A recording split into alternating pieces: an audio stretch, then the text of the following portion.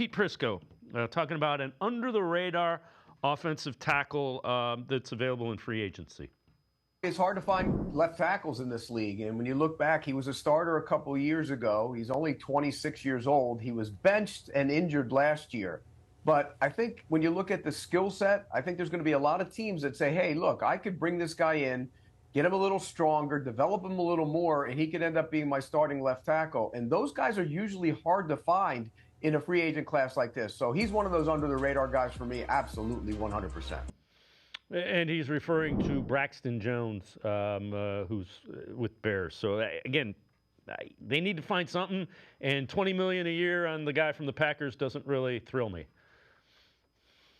Right, so this is sort of a trend that you're going to see, and it would not surprise me if the Browns go down this road, which is taking guys who were hurt or otherwise appear to be undervalued assets and bringing them in on reasonable contracts while they build the offensive line through the draft. Braxton Jones could be a really smart play in that vein. Elijah Vera-Tucker from the Jets is another one of those guys. Has dealt with a bunch of injuries, but has high-end talent. I mean, the Browns just did with this with Tevin Jenkins.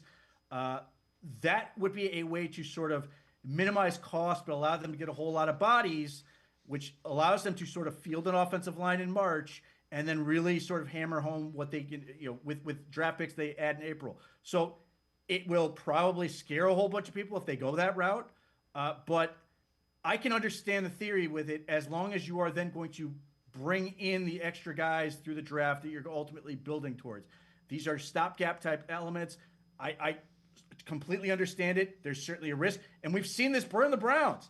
Like, a lot of people don't think the Browns did a good job of sort of bringing in guys to sort of fix the line last year and bring in more depth. They brought in Cornelius Lucas, who was really good the year before, and then he was hurt the whole year with a foot.